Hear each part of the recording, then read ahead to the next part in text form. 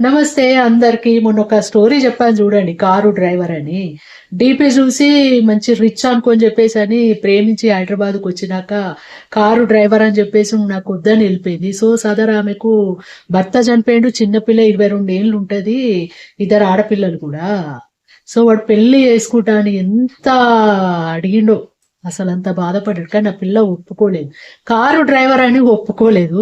కానీ నిజంగా ఆ రోజు వాడు చనిపోయేటోడు, అంత డిప్రెషన్ పోయిండు వాడు. నేను చనిపోతున్నా అమ్మ, నేను చచ్చిపోతా అని చెప్పేసి అని వాడు అసలు అక్కడ సూసైడ్కి అటెంప్ట్ చేసుకునే మూమెంట్లో నాకు కాల్ చేస్తే నేను వాడిని సముదాయించి ఆ డిప్రెషన్ నుండి లాగా నేను ఒక 5 days 6 days వాడిని కాంటాక్ట్ ఉండి. సో ఇవాళ వాడు, నేను చెప్పాను కదా, అరే కామెంట్ పెట్టరా నువ్వు ఇది వీడియో చూసేది ఉంటాయని. సో వాడు నాకు పెట్టిడు చూడండి కామెంట్స్, ఇది వాట్సాప్కి వచ్చి అమ్మ అని, అమ్మ నేను ఇలా జేసీబీ కొనుక్కున్నాను అమ్మ అని పెట్టిండు. నిజంగా ఎంత హ్యాపీ అనిపిస్తుంది. అప్పుడప్పుడు కాంటాక్ట్ ఉంటాడు అమ్మ అని. సో ఆ వీడియో చూసి పెట్టిండు చూడండి, పెట్టిండు. సో నిజంగా ఆ పిల్ల దురదృష్టవంతురాలే, కారు డ్రైవర్ అని వదిలేసుకుంది. అంత మంచి లైఫ్ ఇస్తా అన్నాడు, భర్త చనిపోయిండు కదా అని. ఇద్దరు ఆడపిల్లలు.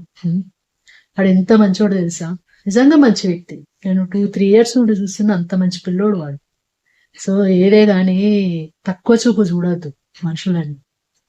ప్రేమ ముఖ్యము, మనసు ముఖ్యం. ఇక్కడ ఆస్తులు అంతస్తులు కాదు. ఏం సాధించను నువ్వు? పెళ్లి చేసుకుంటే బాగుండు కదా నీకే. నువ్వు నా ఫాలో అవుతున్నావు అమ్మా, నీకే చెప్తుంది. నువ్వేం సాధించిన నేను?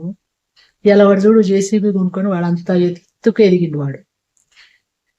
ఎంత మంచి లైఫ్ ఉంటుండే నీకు.